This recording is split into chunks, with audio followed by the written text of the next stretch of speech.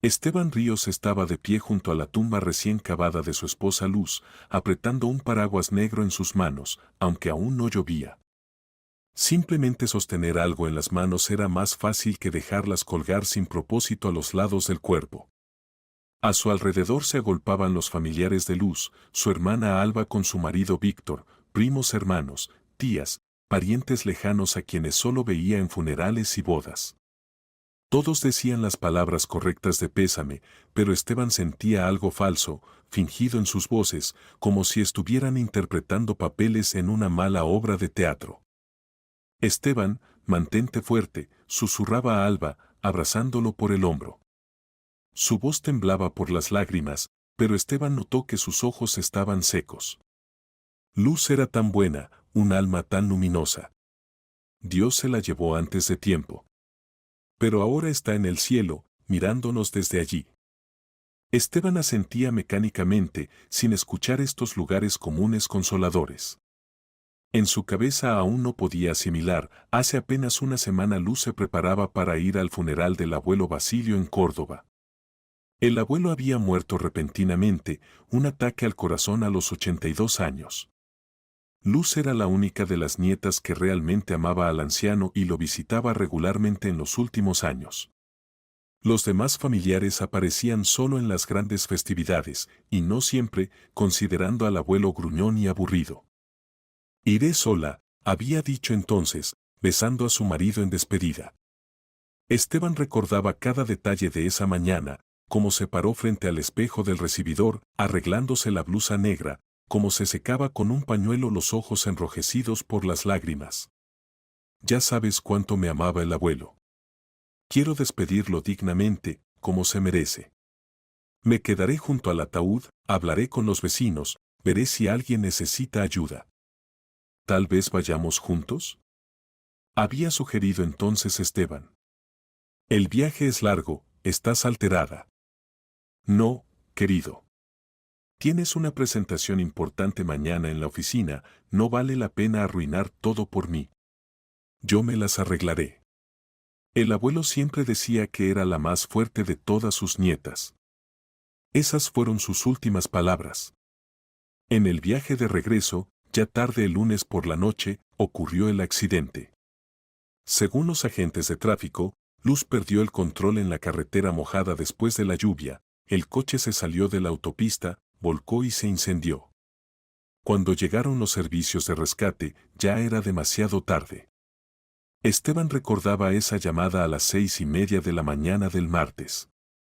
La voz del agente de policía era cansada y oficial, pero se sentía una compasión genuina. ¿Esteban Ríos? Necesita venir urgentemente a Córdoba. Su esposa ha sufrido un grave accidente de tráfico. ¿Está viva?, susurró Esteban, ya sabiendo la respuesta por la entonación. Lamentablemente, no. La muerte fue instantánea en el lugar del accidente. Mis más sinceras condolencias. Todo lo demás se recordaba como en una niebla terrible. La noche sin dormir, el viaje a Córdoba al amanecer, la morgue del hospital con su asfixiante olor a formol y muerte. La identificación se convirtió en una pesadilla real. El rostro de Luz estaba tan desfigurado por el fuego y los fragmentos de vidrio que era imposible mirarlo. Alba sollozaba a su lado, Víctor la sostenía de la mano y le susurraba algo al oído, tratando de consolarla a ella y a sí mismo. Esteban, no te tortures, suplicaba Alba cuando el patólogo forense le propuso entrar a la morgue para la identificación final. Recuérdala hermosa, como era en vida. No hace falta mirar lo que queda. Esa no es ella, es solo una cáscara mutilada. Pero el procedimiento de identificación era obligatorio. Esteban se forzó a entrar en la habitación fría y mirar lo que yacía bajo la sábana blanca. Cabello carbonizado, rostro desfigurado, pero la complexión, su anillo de bodas, todo coincidía. Los documentos, pasaporte y licencia de conducir, fueron encontrados en el bolso que milagrosamente sobrevivió en el maletero. Es ella, pronunció con dificultad, apartando la mirada de la mesa. Es mi esposa. Todos los demás trámites los asumieron los familiares de Luz, ellos también insistieron en el ataúd cerrado, ellos organizaron el traslado del cuerpo de vuelta a la ciudad, ellos encargaron el velorio y eligieron el lugar en el cementerio. Entiende, Esteban, explicaba Víctor cuando discutían los detalles del funeral en una cafetería de carretera, después de un accidente tan terrible es mejor que la gente recuerde a Luz viva y hermosa. Porque pueden surgir todo tipo de rumores, ya sabes cómo le gusta a la gente discutir estas tragedias. Dirán que no se abrochó el cinturón, o que había bebido, o algo por el estilo.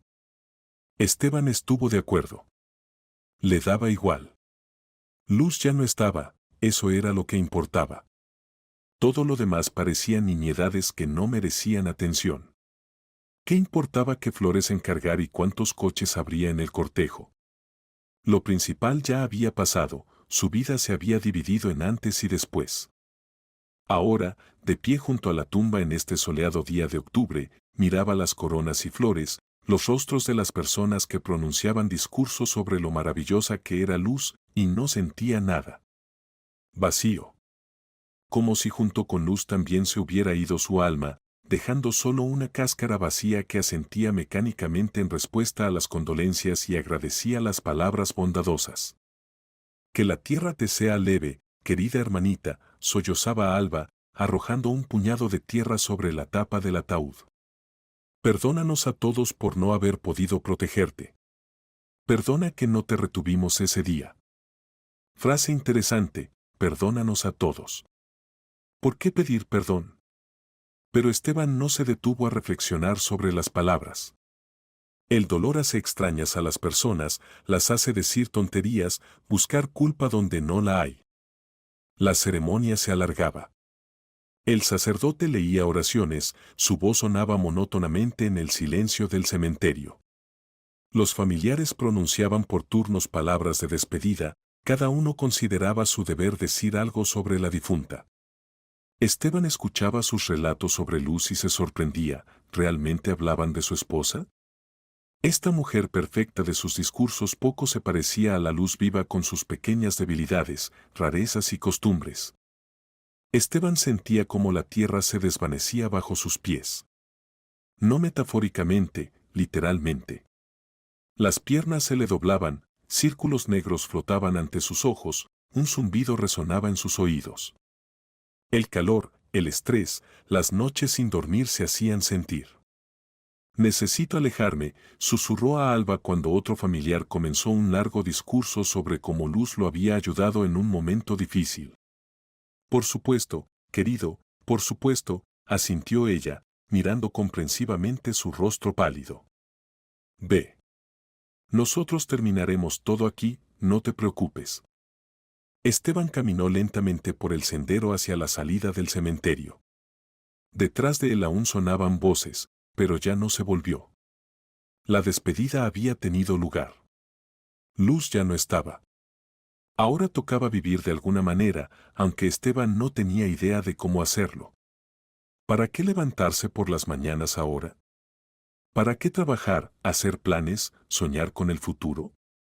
Todos sus planes estaban relacionados con Luz. En la puerta del cementerio, en un viejo banco de madera, estaba sentada una niña de unos 10 u 11 años. Delgada, con un abrigo gastado obviamente demasiado grande y largo para ella, con ojos oscuros serios que parecían demasiado adultos para su rostro. Frente a ella en el suelo había una lata de conservas con monedas sueltas. Señor, deme para un poco de pan, pidió en voz baja cuando Esteban se acercó. Su voz era clara pero cansada. Él mecánicamente buscó en el bolsillo de su chaqueta. Allí había 2 billetes de 100 y monedas sueltas. ¿Pero qué importaba? Toma, dijo, arrojando los billetes en la lata. La niña exclamó al ver la cantidad. Señor, pero esto es muchísimo. ¿Está seguro? ¿Tal vez se equivocó? Estoy seguro, respondió Esteban cansado y se dirigió hacia su coche que estaba en el estacionamiento junto al cementerio. Señor. Lo llamó la niña. Él se volvió. Ella estaba de pie, sosteniendo la lata en sus manos, y lo miraba con una mirada extraña, escrutadora. En sus ojos había algo que lo hizo detenerse. Señor, su esposa está viva, dijo en voz baja pero clara. Pero eso no lo hará sentir mejor. Sígame. Esteban se quedó paralizado. El mundo a su alrededor se detuvo. Incluso los pájaros dejaron de cantar. Los sonidos del cementerio, voces de familiares, llanto, chirrido de palas, todo se silenció, como si alguien hubiera apagado el sonido. ¿Qué dijiste? Grazno, sintiendo como su corazón comenzó a latir furiosamente en su pecho. Lo que dije, respondió la niña, acercándose. No te quedes como un poste. Hay poco tiempo. Sígueme. Tomó la lata y caminó rápidamente lejos del cementerio por un sendero estrecho que llevaba al bosque. Esteban, como hechizado, la siguió. En su cabeza martillaba un pensamiento, viva, viva, pero como es posible, tal vez realmente se estaba volviendo loco de dolor. Tal vez era una alucinación. La niña caminaba rápido, con seguridad, obviamente conociendo el camino. Sus pies en zapatillas gastadas saltaban hábilmente sobre hoyos y raíces de árboles. Esteban apenas podía seguirle el ritmo, aún sin creer lo que había escuchado. ¿Viva? ¿Cómo viva? Él mismo había visto el cuerpo mutilado en la morgue, lo había identificado por el anillo y los documentos, había estado en el funeral, había visto con sus propios ojos el ataúd descendiendo a la tumba. Espera. Le gritó cuando se adentraron en el bosque. Espera, explica qué quisiste decir. La niña se volvió sin reducir el paso. Te explico cuando lleguemos. Aquí no es seguro hablar. Hay demasiados oídos curiosos cerca. ¿Qué oídos? Esteban miró alrededor. En el bosque no había ni un alma. Diferentes. Algunas personas realmente no quieren que la verdad salga a la luz. Y en el cementerio siempre hay alguien, trabajadores, visitantes, transeúntes casuales. Giraron del sendero principal a un camino apenas visible, cubierto de hierba. Esteban de repente se dio cuenta de que no sabía a dónde iba, y esto lo inquietó. Escucha, ¿cómo te llamas? Preguntó, esperando al menos aliviar un poco la tensión. Arrin, respondió brevemente la niña. Irene Ruiz. Irene, no entiendo qué está pasando. Tú eres solo, se trabó, no sabiendo cómo llamar delicadamente a su ocupación. ¿Una mendiga? Sonrió la niña. Sí, a veces tengo que pedir dinero. Pero no soy una mendiga común, tío Esteban. Veo y escucho mucho. ¿Cómo sabes mi nombre? Lo escuché en el cementerio, Esteban, cuando la gente hablaba contigo. Y además, llevo 3 días observando a tu esposa. ¿Observando? ¿Cómo? ¿Por qué? Irene se detuvo y se volvió hacia él. En sus ojos había una seriedad no infantil, una fatiga adulta. Tío Esteban, sé mucho más de lo que le gustaría saber a una niña de mi edad. Mi mamá, Fabiana Ruiz, trabaja como auxiliar de limpieza en el hospital número 3. Ha estado limpiando allí durante 5 años, conoce todos los rincones. Y yo a veces la ayudo después de la escuela, saco la basura, limpio los pisos en los pasillos. ¿En qué hospital? En el que está detrás de este bosque. Hospital Municipal número 3. Allí hay una gran unidad de cuidados intensivos donde yacen personas en coma y aquellos que han recibido heridas graves. Y entre ellos hay una mujer. Ingresó el lunes, y yo la vi. El corazón de Esteban comenzó a latir más rápido. ¿Qué mujer? Cuéntame en detalle. Hermosa, de unos 30 años. Exactamente como en la fotografía de la tumba. Cabello claro hasta los hombros. Yace en la 7ª habitación de cuidados intensivos desde hace 4 días. Y ayer escuché por casualidad una conversación entre 2 enfermeras. Decían que esta paciente yace bajo documentos ajenos. ¿Qué decían exactamente? Una le dijo a la otra, esta de la séptima habitación no es Ana Serrano, como está escrito en la ficha. El doctor León la trajo. Dijo que los familiares no quieren publicidad, problemas familiares. Y la segunda respondió, sí, problemas son problemas. Escuché que el asunto tiene que ver con alguna herencia.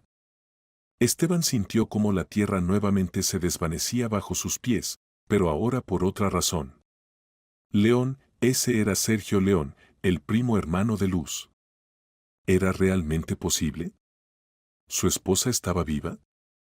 ¿Estás segura de lo que escuchaste? Sí, estoy segura. Tengo buen oído y no acostumbro inventar cosas. Y cuando luego vi la fotografía en el cementerio que pusieron hoy allí, entendí, es la misma mujer. Solo que en la fotografía está sonriendo y en el hospital yace inconsciente. Salieron a la carretera. Adelante apareció el edificio gris del hospital, una construcción soviética típica de los años 70, larga, baja, con muchas ventanas. Esteban se detuvo, tratando de asimilar lo que había escuchado. Irene, si dices la verdad, entonces esto significa. Esto significa que te engañaron, terminó la niña. A tu esposa no la enterraron. En ese ataúd yace otra persona. Y ella misma yace en una habitación de hospital bajo un nombre ajeno, y los familiares fingen que está muerta. ¿Pero por qué? ¿Por qué lo necesitan?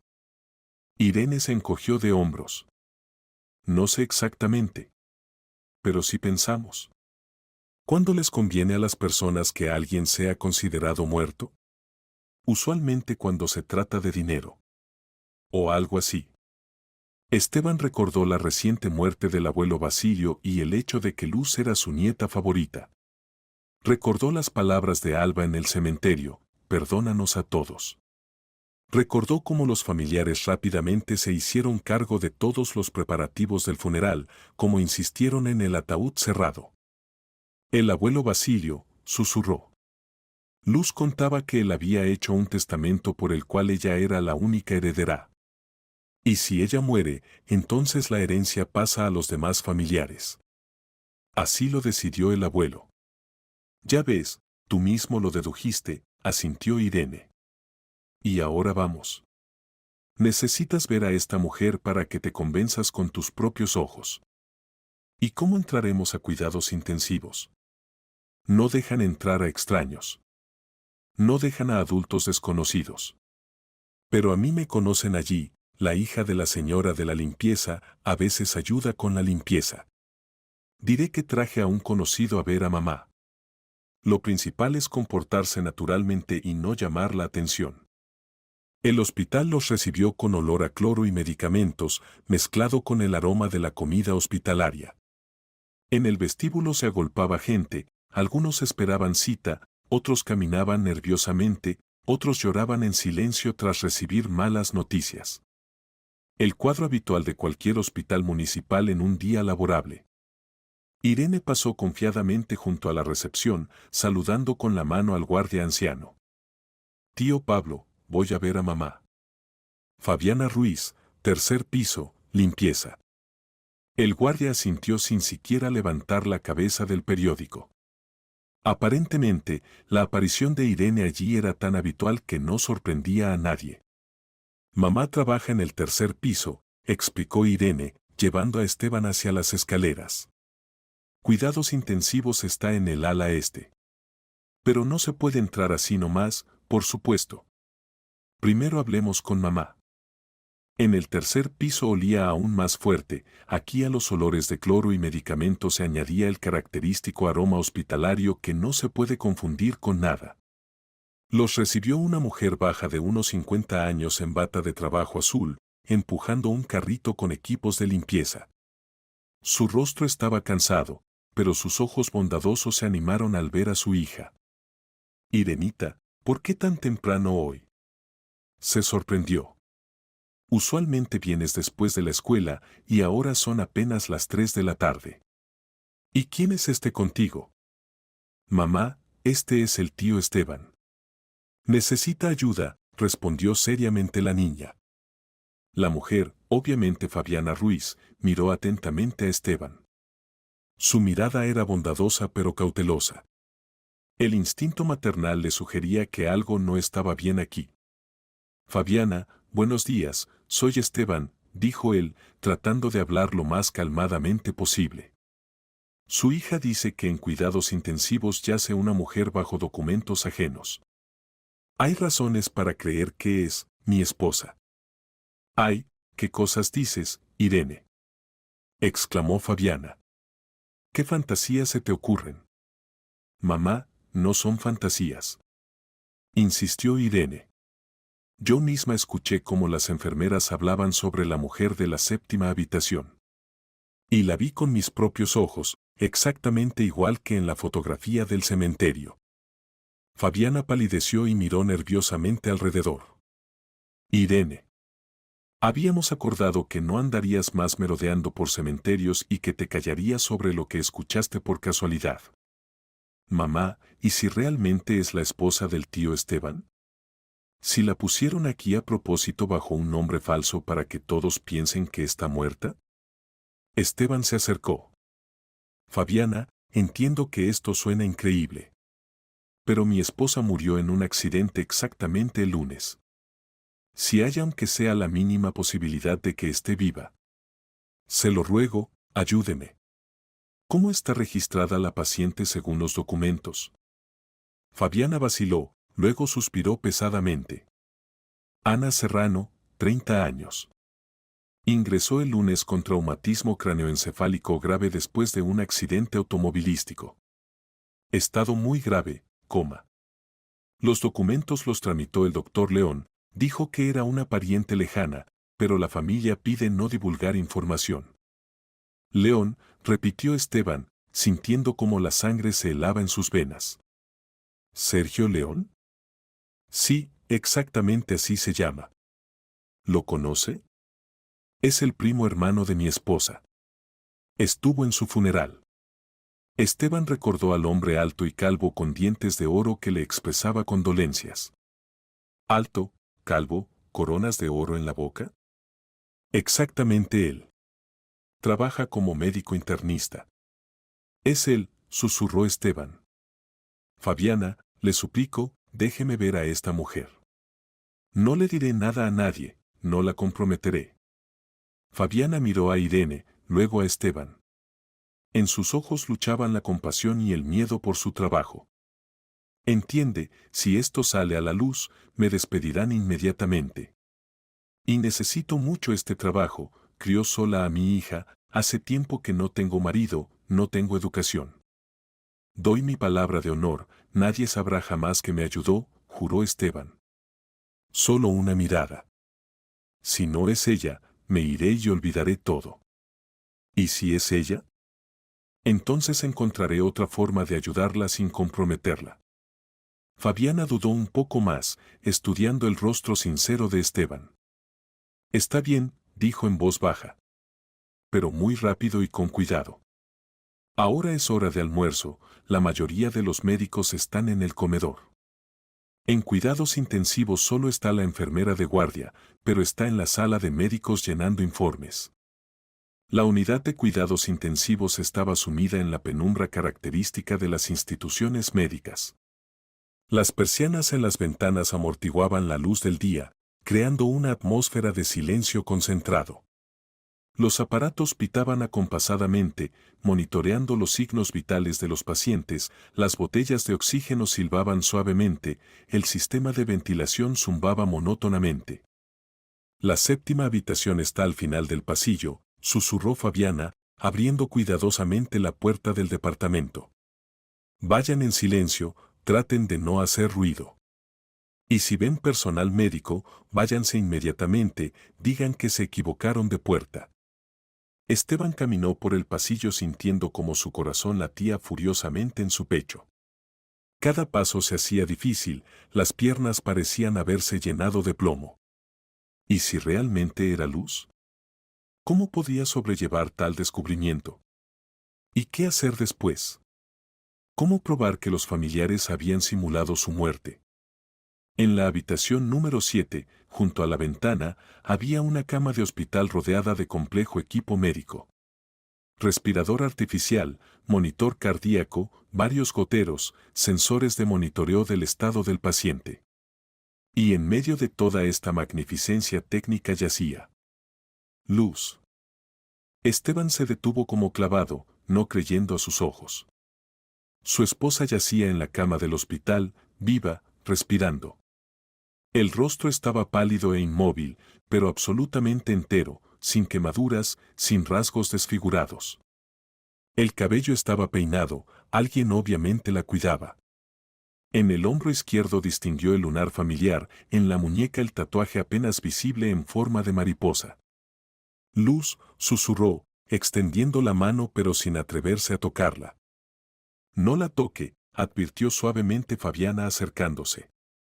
Cualquier contacto puede hacer que piten los aparatos y la enfermera notará cambios en los instrumentos. Esteban estaba de pie, incapaz de apartar la mirada. Su esposa estaba viva. Había estado aquí durante 5 días y él había enterrado a otra mujer, había llorado, se había preparado para vivir sin ella. Y ella todo este tiempo había estado aquí, a pocos kilómetros de su casa, indefensa y sola. ¿Cómo está su estado? ¿Qué dicen los médicos, las enfermeras? Preguntó con voz ronca. ¿Hay posibilidades de recuperación? Por lo que escuché de las enfermeras, el estado es estable pero grave, respondió suavemente Fabiana, mirando la historia clínica al pie de la cama. ¿Y qué está escrito en la historia clínica? ¿Qué circunstancias del ingreso? Fabiana estudió atentamente los registros. Accidente de tráfico en la provincia de Córdoba tarde en la noche del lunes. El automóvil se salió de la carretera y volcó, la víctima fue extraída por los servicios de rescate en estado inconsciente. Traída en estado grave por ambulancia cerca de medianoche. ¿Y quién exactamente la trajo? Según los registros, brigada de ambulancia provincial acompañada por un familiar médico. Pero muy extraño. ¿Qué es exactamente extraño? Aquí solo hay un informe breve de que los familiares piden mantener completa confidencialidad por circunstancias familiares. No hay más detalles escritos, como con otros pacientes. Esteban apretó los puños. El cuadro se volvía cada vez más claro y terrible. Luz realmente había resultado herida en el accidente, pero no había muerto. Los familiares, al enterarse del contenido del testamento del abuelo Basilio, decidieron simular su muerte. Organizaron una sustitución, la trajeron aquí bajo documentos falsos, y en la morgue le mostraron el cuerpo de otra mujer muerta. Mesorov susurró. La propia familia resultó peor que los enemigos. Tío Esteban, llamó suavemente Irene, parada en la puerta vigilando el pasillo. ¿Y qué vas a hacer ahora? ¿Cómo probarás que esta es tu esposa? Excelente pregunta. ¿Qué hacer? ¿Cómo probar la identidad de Luz? ¿Cómo sacarla de aquí legalmente?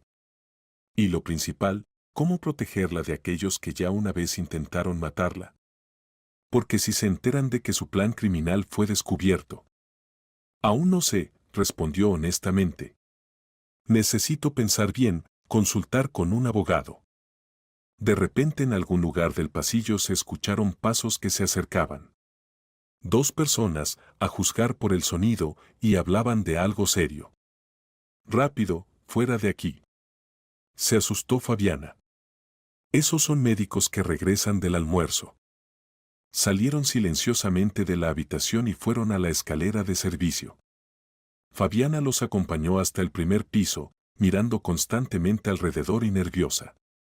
Fabiana, dijo Esteban en la salida, ¿puedo venir mañana para asegurarme una vez más de que no fue una alucinación? Mejor no.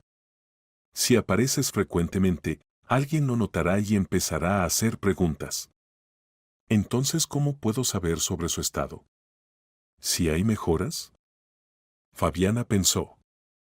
Ven pasado mañana en la noche, alrededor de las 8. Estaré limpiando los pisos en esa ala después del final del turno de día. Si algo cambia, te contaré. Solo ten cuidado y no llames la atención. Esteban asintió y se dirigió a la salida. Esa noche Esteban estaba sentado en su apartamento vacío tratando de poner en orden sus pensamientos. Luz estaba viva, ese era el descubrimiento principal y más importante. Pero estaba en coma, yacía bajo documentos falsos, y los familiares la consideraban muerta. ¿Qué hacer después? ¿Ir a la policía con una denuncia? ¿Pero cómo probar que la mujer en el hospital era su esposa? Los documentos estaban falsificados, los médicos habían sido sobornados o engañados. Y los familiares fácilmente podrían declarar que se había vuelto loco de dolor y veía a su esposa muerta en todas partes. Necesitaba pruebas férreas, irrefutables, científicamente fundamentadas. Y necesitaba una persona que lo ayudara a recopilarlas profesional y legalmente. Esteban sacó su teléfono y marcó el número de su viejo amigo del ejército, el detective privado Andrés Colina. Habían servido juntos en las tropas paracaidistas hace 20 años, luego Andrés se fue a la policía, llegó a subcomisario y después de jubilarse abrió una agencia de investigación privada. Un hombre honesto y con principios, con reputación impecable. ¿Andrés? Soy Esteban Ríos. Esteban. ¿Cómo estás, hermano? Escuché de conocidos comunes sobre tu terrible pérdida. Mis sinceras condolencias, mantente fuerte. Andrés, necesito ayuda urgentemente. Ayuda profesional. Y posiblemente muy rápido. Te escucho atentamente. ¿De qué se trata? Esteban contó detalladamente toda la historia increíble, el accidente, la identificación en la morgue, el funeral, el encuentro con la niña Irene, el hospital. Andrés escuchaba en silencio, ocasionalmente preguntando detalles y escribiendo algo en un cuaderno. Esteban, ¿te das cuenta de que toda esta historia suena como el delirio de una persona mentalmente enferma? Dijo cuando Esteban terminó su relato. Me doy cuenta. Pero la vi, Andrés. Era Luz, mi esposa. Estoy seguro al 100%. Supongamos que tienes razón. Entonces estamos ante un crimen muy serio y bien organizado. Estafa en gran escala, falsificación de documentos oficiales, intento de asesinato. ¿Qué quieres específicamente de mí? Ayúdame a reunir pruebas irrefutables. Averigua quién estaba en la morgue cuando me mostraron el cuerpo. Descubre de dónde salió esa mujer desconocida que hicieron pasar por Luz. Verifica todos los documentos de hospitalización. Encuentra testigos del accidente en la provincia de Córdoba. ¿Entiendes que esto costará caro? ¿Y tomará bastante tiempo? Encontraré el dinero, venderé el coche, pediré prestado a conocidos. Y puede que no tengamos tiempo en absoluto. Si los familiares entienden que su plan fue descubierto. Entiendo toda la seriedad de la situación. Y otra cosa más, este es un asunto extremadamente peligroso. Si tus sospechas se confirman, nos enfrentaremos a gente dispuesta a matar por dinero. Lo entiendo perfectamente, Andrés. Pero simplemente no hay otra salida. Andrés guardó silencio largo rato, reflexionando sobre la situación y pesando todos los pros y contras. Está bien, viejo. Intentemos resolver este caso. Pero actuaremos con extrema cautela y metódicamente. Y ni una palabra a nadie hasta que reunamos suficientes pruebas para iniciar un caso penal. Completamente de acuerdo. Nos vemos mañana por la mañana en mi oficina a las 9. Trae absolutamente todos los documentos, certificado de matrimonio, historia clínica de Luz, sus fotografías, certificado de defunción. Y prepara dinero para gastos iniciales, 25,000 mínimo. Después de la conversación con Andrés, Esteban sintió cierto alivio. Ahora no estaba solo en esta lucha por la justicia. Pero la ansiedad no lo dejaba. Si los familiares habían estado dispuestos a simular una muerte por la herencia, ¿de qué más serían capaces? ¿Y si ya habían adivinado que su plan podría ser descubierto? ¿Qué pasaría entonces con la indefensa Luz? Esteban no podía comer ni dormir. Caminaba por el apartamento, miraba las fotografías de su esposa, trataba de entender cómo no había notado antes las obvias extrañezas. Porque había suficientes momentos sospechosos, simplemente entonces estaba demasiado conmocionado por el dolor para notarlos y analizarlos. Por ejemplo, ¿por qué Alba tan rápida y decididamente se hizo cargo de todos los preparativos del funeral? Usualmente era bastante irresponsable y no muy cariñosa como hermana, podía pasar meses sin llamar a Luz. ¿Y por qué los familiares insistieron tan encarecidamente en realizar el funeral precisamente en ese cementerio, y no donde descansaban los padres de Luz? Y otra extrañeza, ¿por qué ninguno de los familiares propuso inmediatamente después del funeral familiarizarse con el contenido del testamento del abuelo Basilio?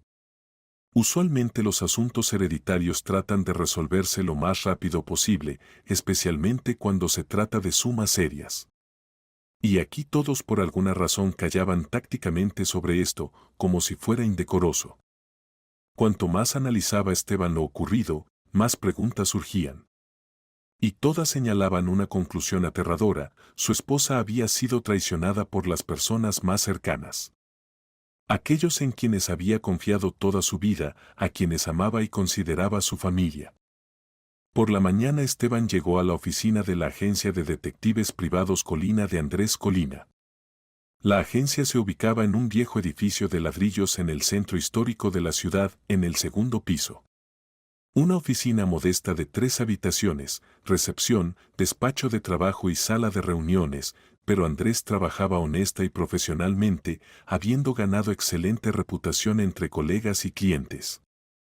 Cuéntame todo otra vez, desde el principio, dijo Andrés, encendiendo una grabadora digital y abriendo un cuaderno grueso. Y no omitas absolutamente ningún detalle, incluso los más insignificantes a primera vista. En el trabajo detectivesco, las pistas importantes a menudo se ocultan precisamente en los detalles. Esteban una vez más expuso detalladamente toda la historia, comenzando con el viaje de Luz al funeral del abuelo Basilio en Córdoba. Trataba de recordar cada detalle, qué decían exactamente los familiares, cómo se comportaban, qué preguntas hacían, si había algo sospechoso en su comportamiento. Andrés escuchaba atentamente, hacía notas detalladas, a veces hacía preguntas aclaratorias. Entonces, el accidente ocurrió el lunes tarde por la noche, resumió cuando Esteban terminó. Te mostraron el cuerpo el martes por la mañana y el funeral lo realizaron ya el jueves. Muy rápido para un evento tan serio, especialmente considerando el traslado interregional. Alba lo explicaba diciendo que en clima caluroso no se puede demorar con los funerales. Y además, los familiares vinieron de diferentes ciudades, no había que retenerlos mucho tiempo. Entiendo. ¿Y sobre el testamento del abuelo Basilio? ¿Alguien lo vio o conoce los detalles? Hasta ahora nadie ha hablado abiertamente sobre la necesidad de leerlo. Alba dijo que no era momento apropiado para hablar de herencias, esperemos hasta el velorio. Posición muy noble. Esteban, necesito fotografías de calidad de luz. Retratos grandes donde se vean bien los rasgos del rostro. Y su historia clínica completa, si la tienes. La historia clínica la tengo, Esteban sacó una carpeta con documentos. Y las fotografías, sacó su teléfono.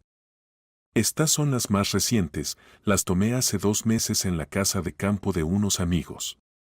Andrés estudió atentamente las fotografías en la pantalla del smartphone. Mujer muy hermosa. ¿Y hay marcas particulares? Lunares, cicatrices, tatuajes, algo que ayude en la identificación sin error. Lunar en el hombro izquierdo, bastante notable. Cicatriz en la rodilla derecha de una lesión infantil, se cayó de la bicicleta, la cosieron en urgencias. Y un pequeño tatuaje en la muñeca de la mano izquierda en forma de mariposa, se lo hizo en los años universitarios. Excelente. Estas marcas son suficientes para identificación precisa. Ahora el plan de nuestras acciones. Yo voy a la morgue municipal, averiguaré a quién y cuándo trajeron allí, quién se ocupó del papeleo. Tú mientras tanto reúne información lo más detallada posible sobre todos los familiares de Luz, dónde trabajan, qué ingresos tienen, si hay deudas, créditos, problemas financieros serios. ¿Y qué hacer con el hospital donde yace Luz? Por ahora categóricamente nada. Es demasiado arriesgado aparecer allí una vez más.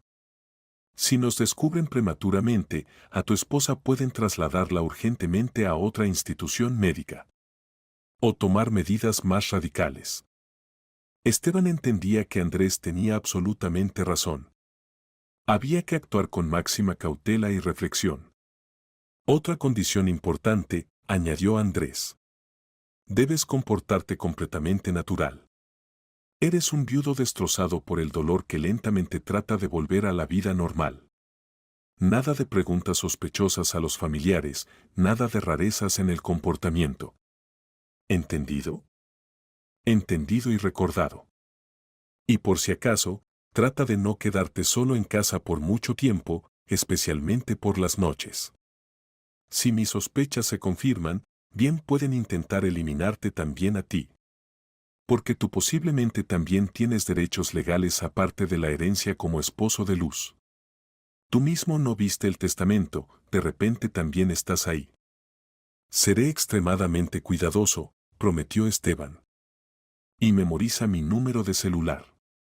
Si algo pasa, llama inmediatamente, a cualquier hora del día o la noche.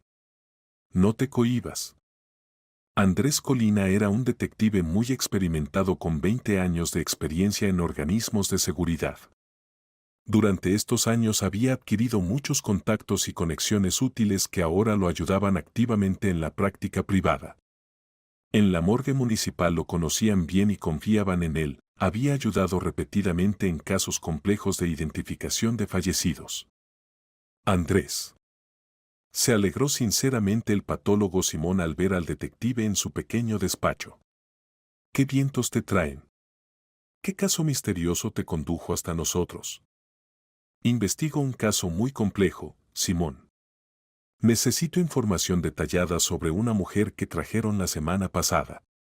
Ríos, Luz, 32 años, murió en accidente automovilístico. Ah, recuerdo bien ese caso. Realmente fue una historia muy extraña e inusual. Usualmente después de accidentes tan serios con incendio los fallecidos tienen una apariencia completamente diferente. Y esta mujer se veía como si hubiera dormido pacíficamente. Explica en detalle qué quieres decir. Bueno, entiende, me informaron preliminarmente por teléfono que traerían víctima de accidente terrible. Y cuando miré el cuerpo, me sorprendí, el rostro prácticamente entero, solo muy pálido y ligeramente cubierto de hollín. Ni siquiera había quemaduras. ¿Y qué pensaste? Pregunté a los que trajeron el cuerpo. Se confundieron, dijeron que venían de lejos, posiblemente se confundieron con la descripción de otro accidente o exageraron la gravedad de las lesiones. ¿Y quién exactamente trajo el cuerpo a la morgue? 2 hombres de mediana edad. Se presentaron como familiares de la difunta. Los documentos parecían estar en completo orden, certificado oficial de defunción con sello del hospital. Tenían mucha prisa, decían que necesitaban tramitar todo lo más rápido posible y organizar el funeral. ¿Los familiares trajeron personalmente el cuerpo? No a través de la morgue oficial del hospital provincial ni en vehículo especial. Exactamente así, en una furgoneta común. Lo explicaban diciendo que en la morgue provincial había una cola enorme para el trámite y ellos necesitaban muy urgentemente. Incluso pagaron una suma considerable por el trámite acelerado. Andrés frunció el ceño. Esto contradecía todos los procedimientos establecidos y era extremadamente sospechoso. Los cuerpos de otras regiones usualmente se transportan exclusivamente por canales oficiales con observancia de múltiples formalidades. Simón, ¿se pueden estudiar atentamente los documentos de esta mujer? Estrictamente hablando, es información confidencial, acceso limitado. Pero para ti, Andrés, haré una excepción. Simón abrió una caja fuerte metálica y sacó una carpeta voluminosa.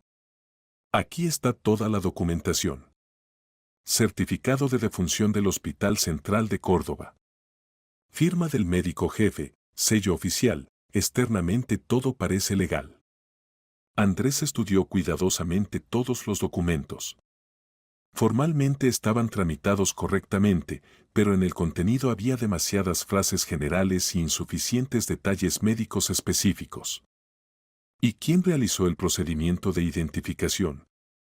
Está registrado en el libro que fue el esposo de la difunta, según documentos. Pero yo ya no estaba en la identificación. Ese día no trabajé. Entiendo. ¿Y qué pasó con el cuerpo después del trámite? Lo enterraron a los 3 días en el cementerio norte. Andrés tomó varias fotografías de los documentos en su teléfono para análisis posterior. Simón, y en el mismo periodo, el lunes martes, ¿trajeron a alguien más? ¿Mujeres de aproximadamente la misma edad? El patólogo hojeó atentamente el registro de ingresos. Sí, hubo otra mujer joven, de unos 30 años. Desconocida, sin documentos. La encontraron en un sótano abandonado en las afueras de la ciudad.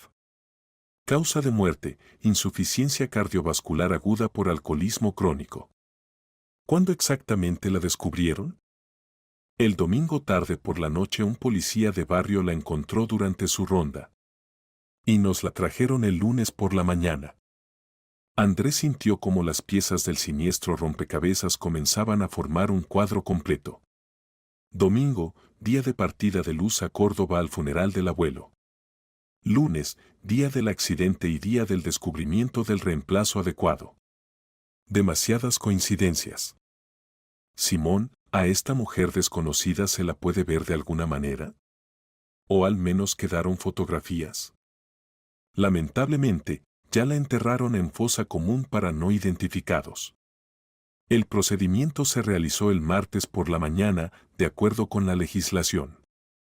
El martes por la mañana, exactamente cuando a Esteban en esta misma morgue le mostraban el cuerpo de su supuestamente fallecida esposa. Gracias, Simón. Me ayudaste mucho en la investigación. De nada, Andrés. Solo ten cuidado. Si aquí realmente hay algo criminal involucrado, entonces participan personas serias. Falsificar documentos médicos oficiales es la alta escuela de la estafa. Entiendo. Seré extremadamente cuidadoso. Y recordé otro detalle. Esos 2 que trajeron el cuerpo, uno de ellos se presentó como médico. Doctor León, me parece. Decía que conocía personalmente a la difunta, trabajaba en el ámbito médico. ¿León? ¿Estás seguro de ese nombre? Absolutamente. Andrés anotó esta información importante. El círculo gradualmente se cerraba y todos los hilos llevaban a las mismas personas. Mientras Andrés trabajaba en la morgue, Esteban se ocupaba de recopilar minuciosamente información sobre los familiares de Luz. Nunca antes se había interesado por los detalles de sus vidas personales, pero ahora cada detalle podía resultar crucialmente importante para entender los motivos del crimen. Alba Pérez, 45 años, trabajaba como contadora jefe en una empresa constructora mediana Urbano Construye. Casada con Víctor Pérez, quien se dedicaba al comercio mayorista de repuestos de automóviles. No tenía negocio propio, trabajaba como gerente de ventas en una empresa grande. Los esposos nunca habían tenido hijos, Alba no podía tenerlos después de una operación fallida en su juventud, lo que siempre había sido un tema doloroso para ella. Vivían en un apartamento de 2 habitaciones en un viejo edificio de paneles, el coche era un Toyota Camry usado del 2016.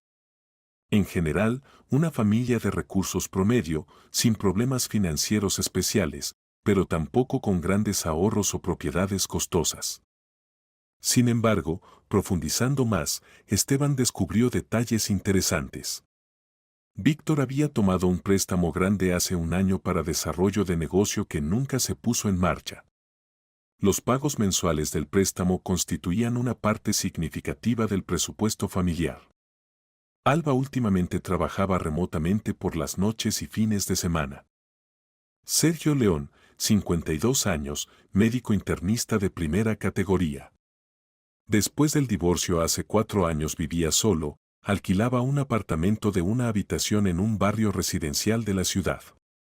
Oficialmente trabajaba en 2 lugares, en la Policlínica Municipal y en el Centro Médico Privado Salud Plus, pero tenía ingresos bastante modestos. Según información de conocidos comunes, León tenía serias dificultades financieras. Deudas de préstamos tomados aún en el matrimonio, alimentos para la ex esposa, pago del alquiler, todo esto se comía prácticamente todo el salario.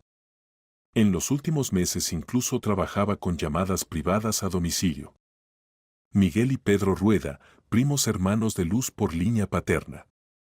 Ambos de unos 40 años, ambos en su juventud habían tenido problemas con la ley, pequeños robos, peleas, vandalismo.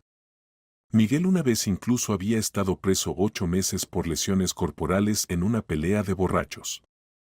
Miguel trabajaba como taxista en una pequeña empresa privada, ingresos inestables y bajos. Pedro como cargador en un almacén de alimentos, salario también pequeño. Ambos vivían en apartamentos comunales, no tenían familias, llevaban un estilo de vida bastante marginal. Esteban anotaba toda la información en un cuaderno, tratando de entender la psicología de cada uno de los potenciales criminales. Todos los familiares realmente vivían bastante modestamente, muchos tenían serias dificultades financieras. Una herencia grande del abuelo Basilio podría cambiar radicalmente sus vidas, resolver todos los problemas monetarios de una vez para siempre. ¿Pero realmente por dinero estaban dispuestos a cometer un crimen tan monstruoso? Simular la muerte de una persona cercana requiere no solo codicia, sino también ausencia total de conciencia. Alrededor de las 8 de la noche le llamó a Alba. Su voz era habitualmente cariñosa, pero ahora Esteban captaba notas falsas en ella. Esteban, ¿cómo estás? ¿Cómo el ánimo? ¿No es demasiado pesado estar solo? Normal, Alba. Trato de mantenerme como puedo. Muy bien, querido. Luz no habría querido que sufrieras y te atormentaras. La vida continúa. Escucha, ¿tal vez vienes a casa el fin de semana? Víctor va a hacer asado, nos sentaremos, hablaremos de corazón. Gracias por el cuidado, pero aún no estoy listo para socializar. Mejor me quedo en casa. Entiendo, el dolor es una prueba seria. Pero el aislamiento tampoco es solución. Por cierto, ¿tienes todos los documentos personales de Luz? ¿Certificados, tarjetas bancarias? Esteban se puso alerta. Era la segunda vez que se interesaba por los documentos. ¿Y por qué precisamente ahora? Los tengo, por supuesto. ¿Para qué los necesitas? Bueno, entiende, necesito ocuparme urgentemente de los trámites hereditarios del abuelito Basilio. Ya ha pasado suficiente tiempo y los procedimientos burocráticos son muy largos. El abuelo dejó testamento donde Luz era la heredera principal. ¿Y yo no tengo derecho a una parte de esa herencia como esposo? Alba se calló por varios segundos y en esa pausa Esteban captó algo importante. Por supuesto que tienes pleno derecho, querido. Pero hay matices jurídicos tan complejos, tal papeleo burocrático. Confías en que nos ocupemos de este asunto, ¿verdad? Confío, mintió Esteban. Pero con los documentos esperemos por ahora. Es demasiado pronto aún, no ha pasado ni una semana desde el funeral. Esteban, pero cuanto más demoremos, más complejos y caros serán los procedimientos. Y la herencia allí, dicen, es muy seria, casa grande en barrio prestigioso de Córdoba, terreno, cuentas bancarias.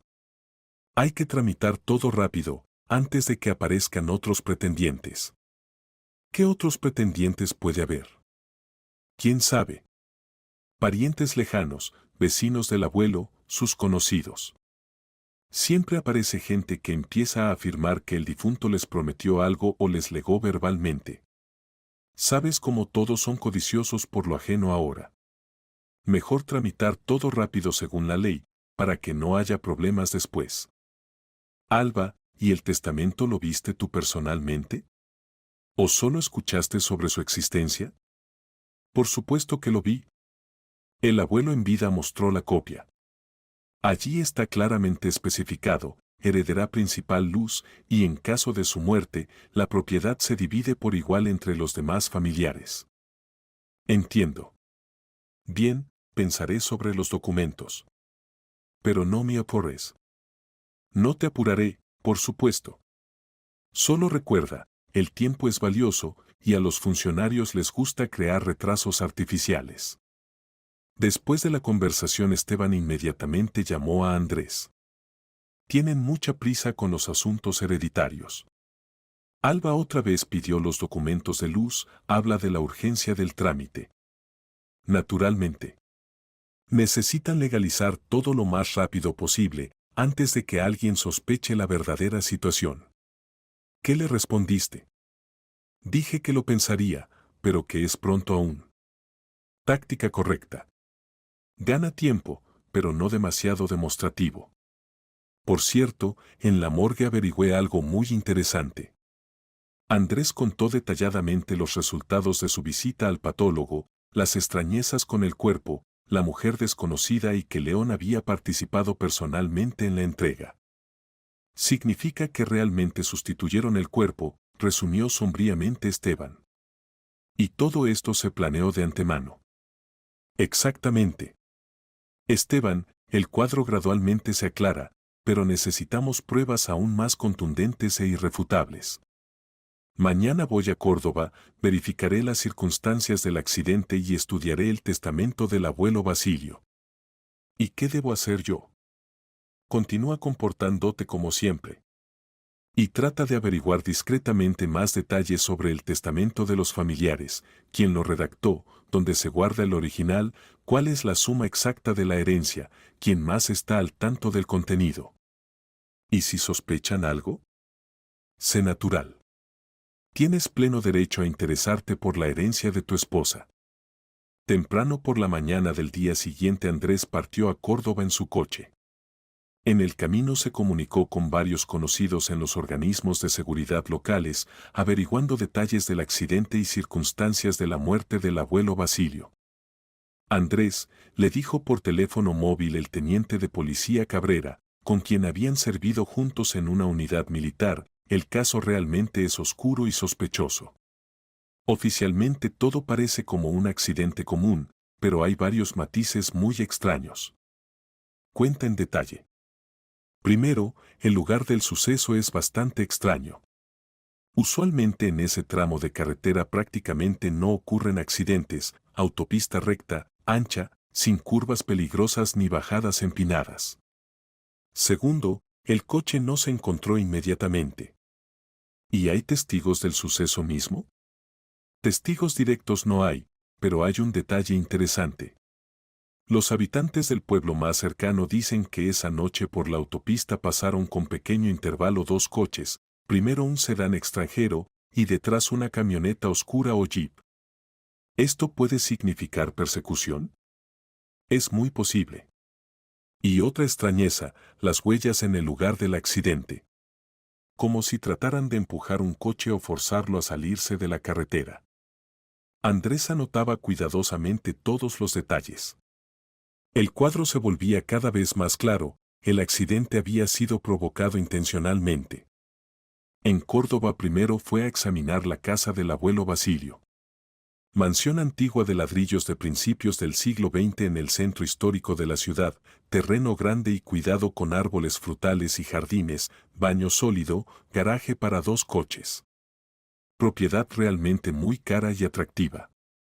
Los vecinos compartían gustosamente recuerdos de los últimos meses de vida del anciano. Basilio era una persona maravillosa, contaba una mujer anciana de la casa vecina, solo que últimamente los familiares lo torturaron completamente con su atención. Especialmente después de que los médicos dijeron que los días estaban contados. ¿Y quién exactamente venía frecuentemente a verlo? Todos los sobrinos y sobrinas. Antes no aparecían durante años, ni siquiera felicitaban en cumpleaños y fiestas. Y aquí de repente se volvieron tan cariñosos. Especialmente Alba con su marido venía casi todos los fines de semana. Y traía a esos dos hermanos, los Rueda, creo. ¿Y cómo se relacionaba el abuelo con esto? De diferentes maneras. Me decía una vez, solo Luz realmente me ama. Y estos todos solo esperan mi muerte para obtener la herencia. ¿Y la nieta Luz que tan frecuentemente visitaba al abuelo? Luz venía regularmente desde hace muchos años, desde la infancia. Cada mes mínimo, o más frecuente. El abuelito la amaba mucho, esto todos los vecinos lo sabían. La llamaba su única nieta verdadera. Andrés anotó los contactos de varios vecinos para posibles testimonios futuros y fue al hospital local donde falleció Basilio. En la institución médica se enteró de que el anciano realmente había muerto de infarto extenso de miocardio. ¿Y los familiares sabían sobre la redacción del testamento? Se interesó Andrés del médico tratante. ¿Y cómo que sabían? Ellos mismos insistieron en llamar urgentemente al notario. Decían, el abuelito quiere tramitar todo según la ley, para que después de su muerte no haya disputas familiares y conflictos. ¿Y cuál fue su reacción al contenido del testamento? Suavemente hablando, estaban choqueados y molestos. Especialmente Alba, hasta hizo escándalo, gritaba que el abuelo no estaba en sí, que el testamento era inválido. La siguiente parada fue la notaría. Gabriela Cortés, notaria con 20 años de experiencia, resultó ser una mujer muy cuidadosa y meticulosa. ¿El testamento de Basilio Rueda? Preguntó. Por supuesto, lo recuerdo. Caso muy inusual y tenso. ¿En qué consistía exactamente lo inusual? Toda su propiedad mueble e inmueble, casa, terreno, depósitos bancarios, automóvil, antigüedades, todo lo legó completamente a su nieta Luz Ríos. Lo motivaba diciendo que solo ella se había preocupado sinceramente por él todos estos años. ¿Y cuál fue la reacción de los demás familiares? Estaban extremadamente indignados y molestos. Alba trataba de demostrarme que el abuelito estaba bajo efectos de medicamentos fuertes, que el testamento se redactó bajo coerción. Pero Basilio estaba en plena conciencia, respondía claramente a todas mis preguntas. Yo lo certifiqué oficialmente. ¿Y a qué suma aproximadamente se evalúa esa herencia? No hice evaluación exacta, pero aproximadamente, la casa en el centro de la ciudad vale no menos de 4 millones de pesos, el terreno de 2.000 metros cuadrados otros 2 millones, depósitos bancarios alrededor de 1,5 millones. Más muebles antiguos, cuadros, libros raros. En total, alrededor de 8 millones de pesos. 8 millones de pesos. Suma seria por la cual algunas personas están dispuestas a los actos más desesperados. Gabriela, ¿alguien de los familiares se interesó por el procedimiento de transferencia de herencia en caso de muerte del heredero principal? La notaria alzó la ceja sorprendida. Sí, se interesaron, y muy insistentemente. Alba me llamó al día siguiente después del funeral del abuelito. Preguntaba detalladamente qué documentos se requerirían, cuánto tiempo tomaría el procedimiento, si se podía acelerar de alguna manera. ¿Y qué le explicó? Dije que se requeriría certificado de defunción del heredero, documentos que confirmen el grado de parentesco y solicitudes escritas de todos los pretendientes. El procedimiento usual toma de 6 semanas a 2 meses. ¿Y ella tenía prisa con el trámite? Mucha prisa. Decía que tenían planes concretos de venta urgente de inmuebles, que ya había compradores potenciales. Andrés agradeció a la notaria y fue al lugar del accidente. El tramo de autopista realmente era completamente seguro, carretera recta, buen pavimento, excelente visibilidad. En el arcén y asfalto descubrió huellas características, rayaduras largas y rosaduras, claramente evidenciando que trataron de sacar un coche de la carretera. Por la noche Andrés regresó a su ciudad e inmediatamente se encontró con Esteban en un pequeño café en las afueras. El cuadro finalmente se aclaró, dijo.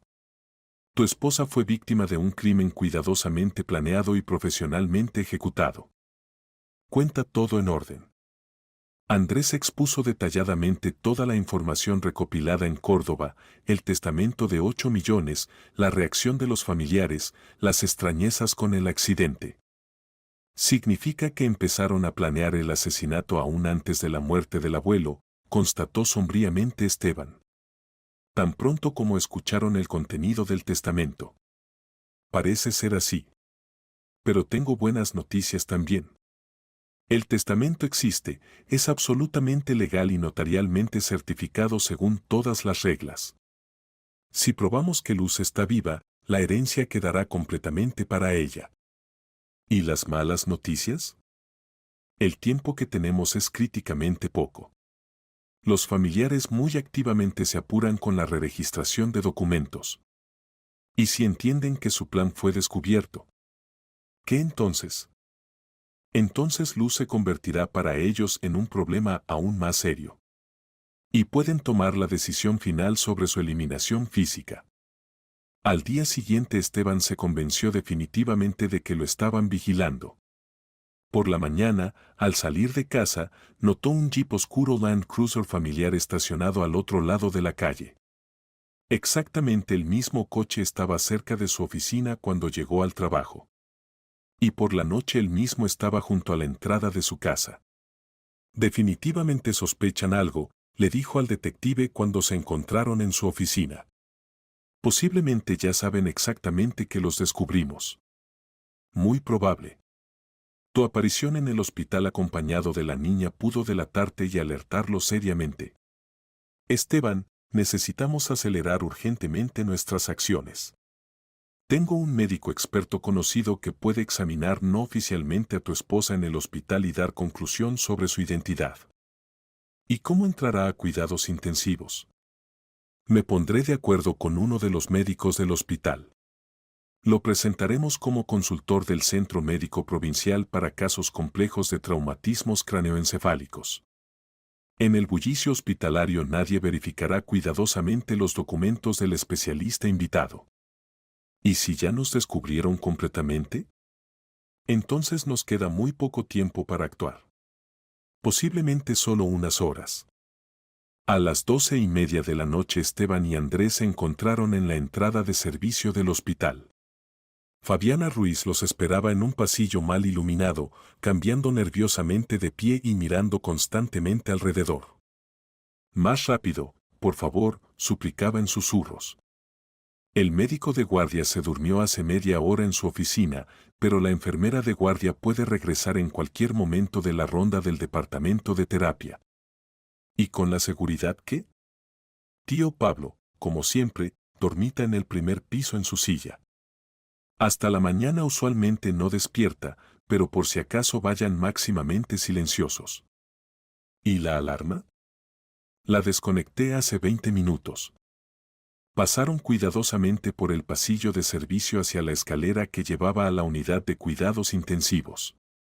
Esteban llevaba camilla médica plegada, Andrés una bolsa con medicamentos necesarios por si acaso Luz no toleraba bien la desconexión de los aparatos.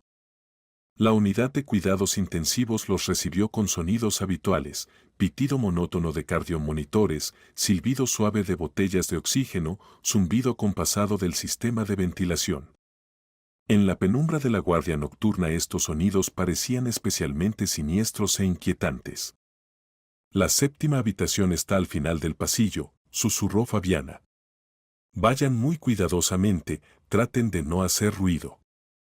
Pasaron silenciosamente por el pasillo junto a otras habitaciones donde yacían pacientes en estado grave. Esteban trataba de no mirar a los lados. Estas figuras inmóviles bajo sábanas blancas hospitalarias en la penumbra nocturna se veían demasiado lúgubres y deprimentes. La habitación número 7 se iluminaba solo con la luz suave de la lámpara de cabecera. Luz yacía en la misma cama de hospital, conectada al complejo equipo médico. En el silencio de la noche los sonidos de los aparatos de soporte vital parecían especialmente fuertes. ¿Cómo desconectarla correctamente de todos estos aparatos? Susurró preocupado Esteban. Muy cuidadosa y gradualmente, respondió Andrés, estudiando atentamente el equipo médico. Lo principal es no alterar las funciones vitales del organismo. Con máxima precaución desconectaron los sensores de monitoreo, cuidadosamente quitaron los goteros, con cuidado extrajeron el tubo respiratorio de la tráquea. Luz gimió débilmente y trató de moverse, pero no despertó. Su respiración se volvió independiente, aunque superficial y arrítmica. Camilla, comandó silenciosamente Andrés. Entre los dos trasladaron extremadamente cuidadosamente a Luz de la cama de hospital. Estaba muy liviana, casi sin peso después de largo reposo y alimentación artificial.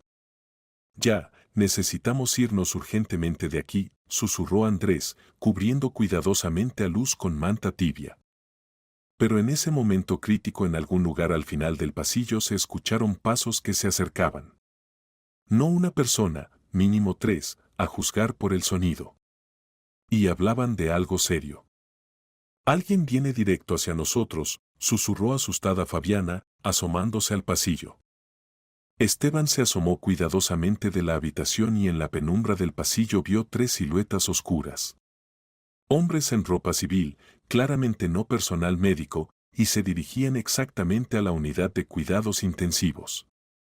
Están aquí, y vienen hacia nosotros, susurró a Andrés. ¿Quiénes exactamente? No sé, pero estoy seguro de que no son médicos. Demasiado tarde para ronda médica planificada. Los pasos se acercaban inexorablemente. En el silencio del hospital nocturno sonaban especialmente amenazantes y siniestros. La 7ª habitación está vacía. Se escuchó voz masculina inquieta. Busquen en todas partes. Ordenó firmemente otro.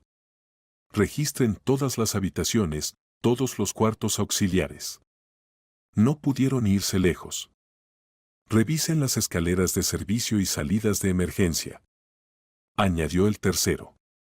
Andrés evaluó instantáneamente la situación crítica. Fabiana, ¿hay otro camino de este departamento? Hay, por el sótano del hospital. Pero allí hay un verdadero laberinto de pasillos, fácil perderse en la oscuridad. No importa, no tenemos otro camino. Llévanos allí inmediatamente.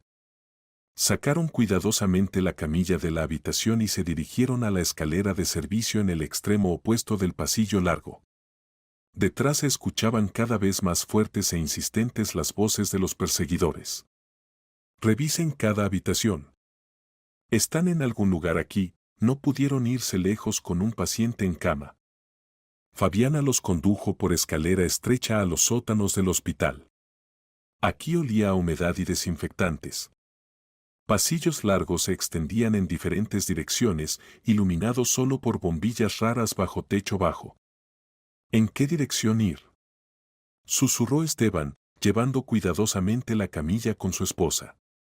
Síganme, respondió Fabiana. Solo muy silenciosos, el sonido aquí se extiende excelentemente en todas las direcciones. Serpentearon por el complejo laberinto de pasillos del sótano, pasaron junto a almacenes con equipo médico, archivos con documentos, caldera vieja y lavandería. Luz yacía inmóvil, su respiración era débil pero regular. Esteban periódicamente verificaba su pulso, hasta ahora todo estaba relativamente estable. Aquí finalmente la salida, susurró Fabiana, señalando una puerta metálica pesada al final de otro pasillo. Detrás de la puerta los esperaba pacientemente el paramédico Igor con ambulancia, vehículo blanco de reanimación con cruces rojas. ¿Dónde estuvieron tanto tiempo?, preguntó inquieto. Ya empezaba a preocuparme de que algo serio pasara. Casi pasó, respondió Andrés. Casi nos atrapan. Rápido cargamos la paciente y nos vamos inmediatamente. Trasladaron cuidadosamente a Luz al vehículo especialmente equipado, la conectaron al respirador artificial portátil y sistema de monitoreo de signos vitales. Igor verificó profesionalmente su estado. Por ahora todo estable. Pulso arrítmico, pero no crítico. Con transporte correcto llegaremos sin problemas. La ambulancia arrancó cuidadosamente. Esteban sostenía la mano fría de su esposa y mentalmente rezaba a todos los santos para que todo terminara bien. Luz estaba viva, estaba junto a él. Pero ¿qué pasaría después? ¿Cómo probar su verdadera identidad? ¿Y cómo protegerla de aquellos que ya 2 veces habían tratado de matarla? Y mientras tanto en el hospital comenzó verdadero alboroto. Se descubrió la desaparición de la paciente de la 7ª habitación, sistema de alarma desconectado, huellas evidentes de penetración externa en la unidad de cuidados intensivos. El médico de guardia en pánico llamó a la policía, al médico jefe y, por supuesto, al doctor León. ¿Cómo pudo pasar esto? Gritaba histéricamente León al teléfono. ¿Dónde estaba la seguridad? ¿Dónde estaban las enfermeras?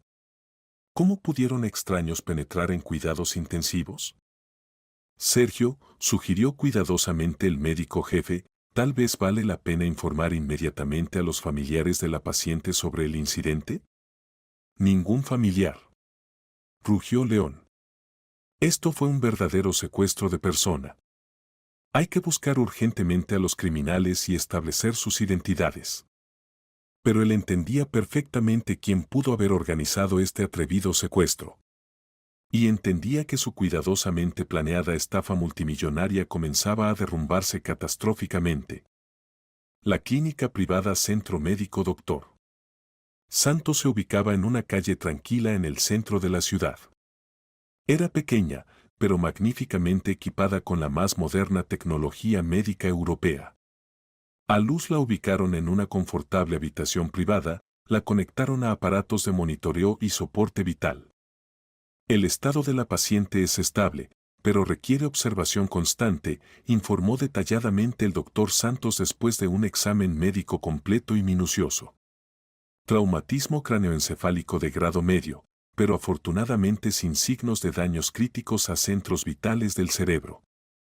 El coma es relativamente superficial, conserva reflejos básicos. Con tratamiento intensivo correcto hay posibilidades reales de recuperación completa. ¿Cuándo puede recobrar la conciencia? Preguntó Esteban con esperanza en la voz. Es difícil decir exactamente, el cerebro es un órgano muy complejo e impredecible. Puede ser en unos días, puede ser en un par de semanas. Todo depende de las características individuales del organismo y la corrección de la terapia aplicada. Andrés, dijo Esteban cuando se quedaron solos en el pasillo de la clínica, ahora necesitamos dirigirnos urgentemente a las autoridades. Tenemos testigos vivos, tenemos pruebas irrefutables de falsificación de documentos, tenemos a la propia víctima. Completamente de acuerdo. ¿Y cómo explicaremos este secuestro a los investigadores? Diremos que actuamos exclusivamente en interés de la víctima, quien se encontraba ilegalmente en el hospital bajo documentos falsos. Tenemos bases serias para suponer que su vida estaba en peligro mortal. Los primeros 2 días en la clínica privada pasaron relativamente tranquilos y sin incidentes. El estado de Luz mejoraba lenta pero establemente, los médicos notaban dinámica positiva en el estado neurológico. Esteban prácticamente no se apartaba de su cabecera, le sostenía la mano, hablaba silenciosamente con ella, le leía en voz alta sus poemas favoritos y novelas, esperando que ella lo escuchara y sintiera su presencia. Luz, soy yo, tu Esteban, susurraba, acariciando tiernamente sus dedos delgados. Estás completamente segura, querida. Sé que me escuchas y entiendes. Obligatoriamente resolveremos con todos estos miserables, recibirán el castigo merecido. Lo principal es que estás viva, estás conmigo, estás en casa. Al tercer día ocurrió el primer pequeño pero muy importante milagro. Cuando Esteban le contaba a su esposa sobre cómo la valiente niña Irene lo había ayudado a encontrarla en el hospital, sintió que los dedos de Luz apenas perceptiblemente, pero definitivamente se apretaron en respuesta a su toque. Movimiento muy débil, pero él no podía equivocarse, era una reacción completamente consciente a sus palabras. Doctor Santos. Llamó emocionado al médico. Reaccionó a mi relato. Apretó los dedos. El doctor se acercó rápidamente a la cama y realizó una serie de pruebas neurológicas simples, verificó la reacción de las pupilas a la luz brillante, reflejos tendinosos, reacción a estímulos dolorosos. Realmente, Hay dinámica positiva notable, confirmó con satisfacción. El tono muscular gradualmente aumenta, la reacción a estímulos externos se vuelve más expresiva y consciente. Es muy buena señal, significa que el proceso de salida del coma ya comenzó. ¿Significa que pronto despertará completamente? Pronto es concepto muy relativo en medicina. Pero el proceso de recuperación de la conciencia definitivamente está en marcha y va en la dirección correcta. Continúe hablando activamente con ella, cuéntele sobre eventos agradables, ponga su música favorita. Esto estimula el cerebro y lo ayuda a recuperarse más rápido. La denuncia en la comisaría de policía del distrito la presentaron en la primera mitad del día siguiente. La investigadora Marina Campanella, mujer experimentada de mediana edad con ojos inteligentes y atentos y reputación impecable, escuchó pacientemente su historia completamente increíble. Estudió atentamente todos los documentos presentados. La historia realmente es del género de novelas policiales, dijo, cerrando la carpeta gruesa con materiales. Pero las pruebas son muy serias, convincentes y científicamente fundamentadas. Basándome en los materiales presentados, inicio causa penal por los artículos estafa en escala especialmente grande, falsificación de documentos oficiales e intento de asesinato con circunstancias agravantes. ¿Qué tan rápido se puede detener a todos los sospechosos? Se interesó el experimentado Andrés. Ya hoy en la segunda mitad del día enviaré varios grupos operativos para detención simultánea. Pero primero es necesario asegurar custodia confiable de la víctima. ¿Dónde se encuentra actualmente? Esteban dio la dirección exacta de la clínica privada del Dr. Santos. Excelente. Inmediatamente organizo custodia las 24 horas por empleados de investigación criminal. Y usted, Esteban, también sea extremadamente cuidadoso en los próximos días. Los criminales en desesperación pueden intentar huir o borrar huellas por cualquier medio. ¿Y qué hacer con el hospital donde yacía mi esposa bajo documentos ajenos? Realizaremos verificación de servicio completa y minuciosa, interrogaremos a todo el personal médico sin excepción. Averiguaremos quién estaba al tanto del esquema criminal y participó activamente y quién actuó sin conocer las verdaderas circunstancias. Las detenciones masivas comenzaron en la segunda mitad del mismo día. A Alba y Víctor Pérez los tomaron en casa durante la cena, cuando discutían planes de venta urgente de la casa del abuelo y división del dinero obtenido. A Sergio León lo arrestaron directamente en el hospital, durante consulta planificada de pacientes en la policlínica. A los primos hermanos Rueda los detuvieron en sus trabajos, en el taxi y en el almacén. Todos fueron tomados por sorpresa y no esperaban para nada tal desarrollo veloz de eventos.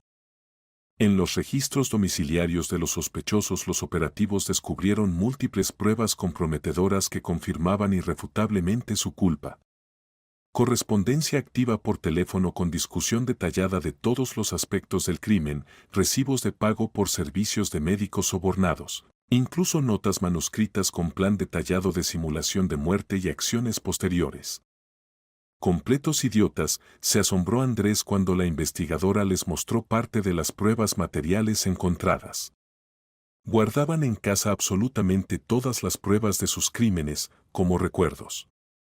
Aparentemente estaban tan seguros de sí mismos y convencidos de la impunidad que no consideraron necesario destruir materiales comprometedores, comentó Marina.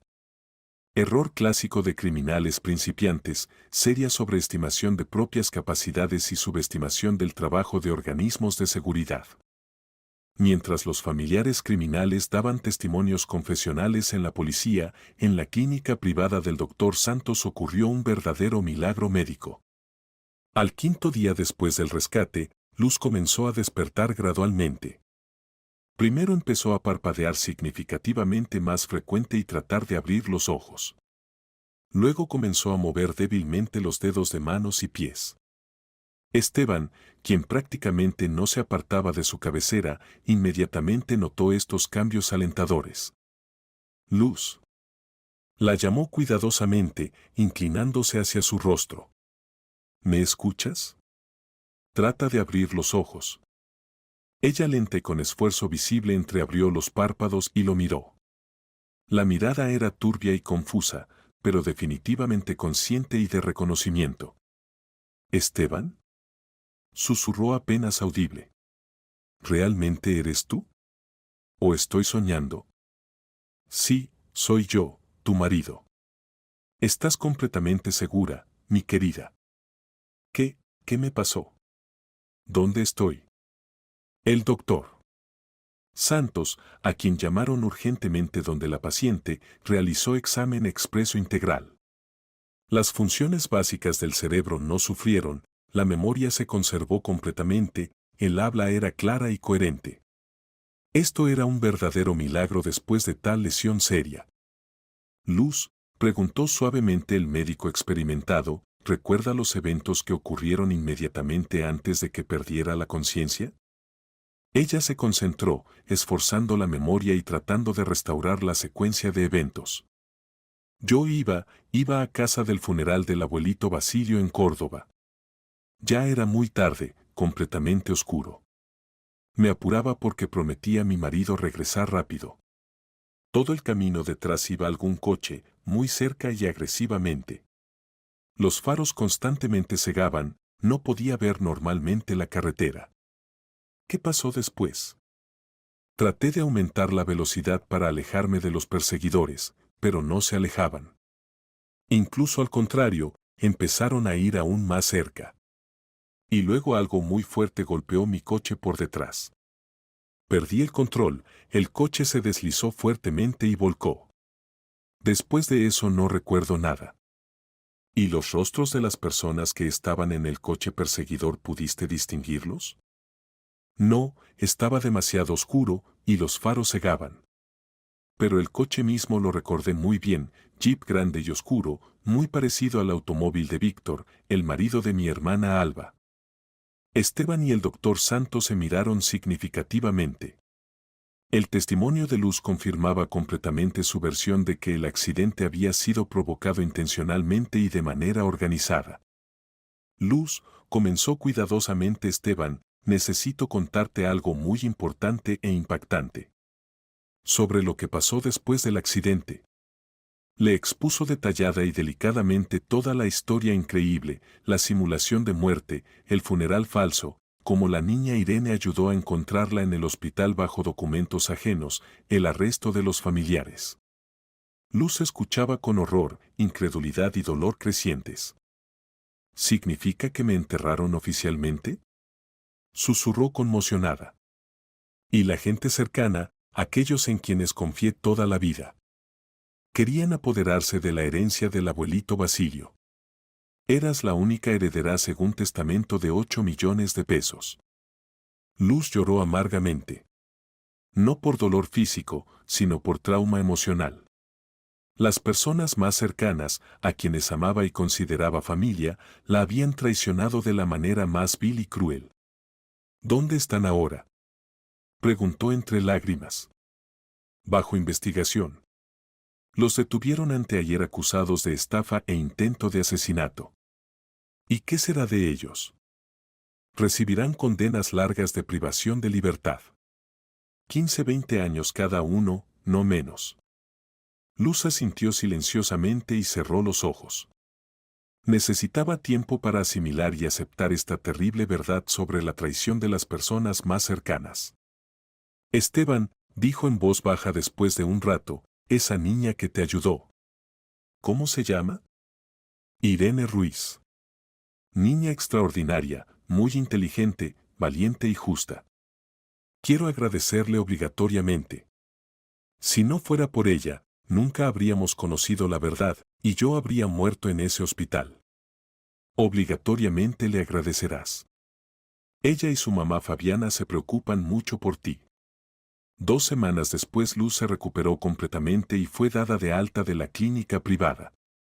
Los médicos le recomendaron evitar estrés serios y pasar exámenes preventivos regularmente, pero en general el pronóstico era favorable.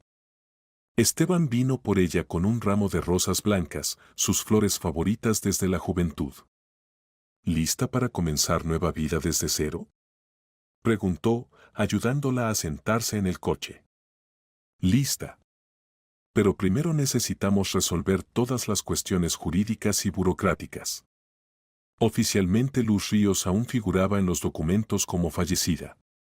Había que restaurar todos los documentos, cancelar el registro de muerte en el registro civil, tramitar nuevamente pasaporte, licencia, tarjetas bancarias y, por supuesto, derechos de herencia. Los procedimientos jurídicos resultaron largos y muy complejos. Hubo que probar múltiples veces en varias instancias judiciales que Luz estaba viva, presentar conclusiones médicas detalladas, resultados de pericias, testimonios de numerosos testigos. El sistema burocrático español resultó no estar preparado para tal caso extraordinario. Desde el punto de vista legal, la resurrección de muertos no estaba prevista. Pero al final la justicia triunfó. El Tribunal Municipal reconoció oficialmente a Luz como viva, canceló el registro de su muerte, restauró todos los derechos civiles.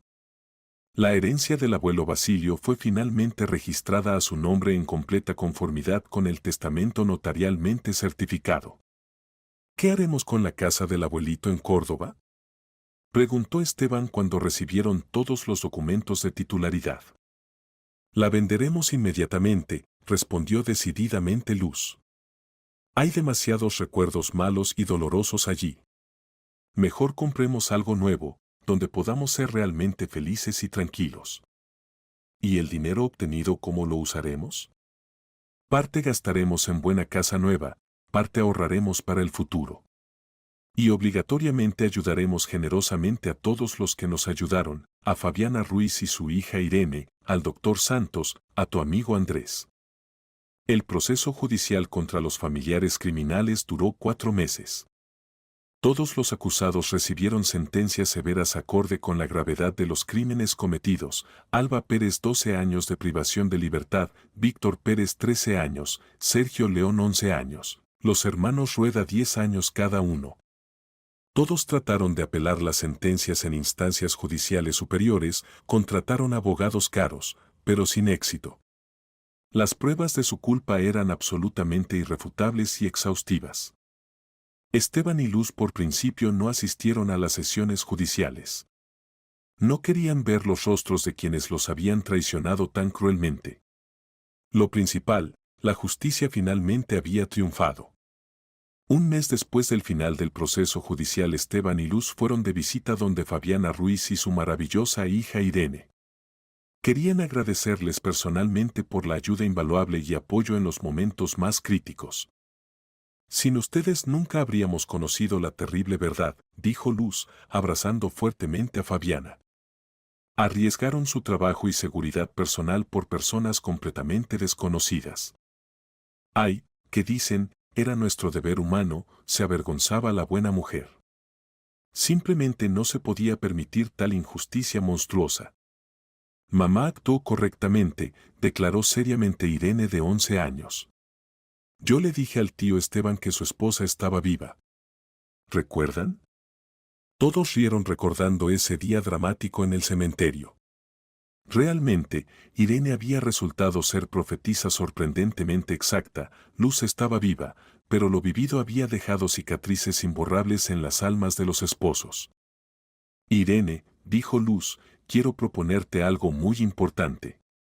Eres niña increíblemente inteligente y talentosa, debes tener excelente educación y futuro brillante. ¿No quieres transferirte a buen colegio? Estamos preparados para pagar completamente toda la educación y clases adicionales. ¿En serio se puede? Se animó la niña inteligente. Sueño hace mucho con estudiar en verdadera buena escuela con maestros fuertes. Por supuesto que se puede. Y no solo escuela.